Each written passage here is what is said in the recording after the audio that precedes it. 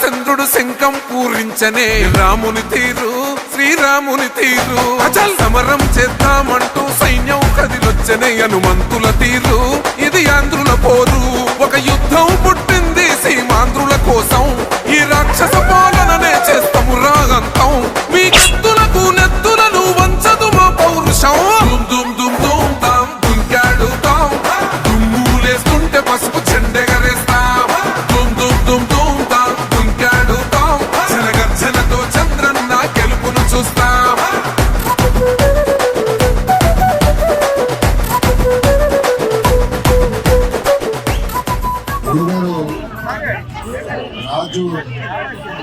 రాజు వస్తారు, దేవుడు ముందు కనిపిస్తారు. రాజుని కాదు సార్, ప్రజలకి సేవకుడిని.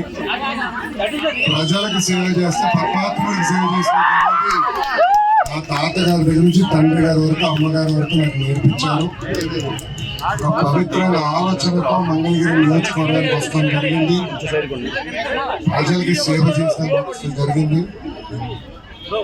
ఈ సేవ చేసే కార్యక్రమంలో దేవుడి ఆశీస్సులు కూడా మనకు ఉండాలి. దేవుడి బలం మనకు చాలా చాలా అవసరం. ఒక పక్కన ప్రజల ప్రోత్సాహం, దేవుడి ఆశీస్సులు ఉంటేనే మనం అనుకున్న పనులు మనం చేయగలుగుతాం.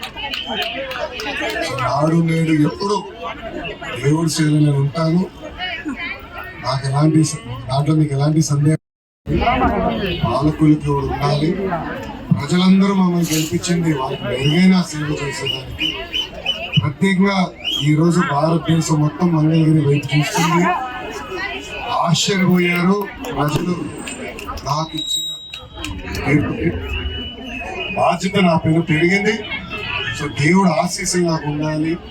ఈ బాధ్యత నేను ముందుకు తీసుకెళ్ళాలి.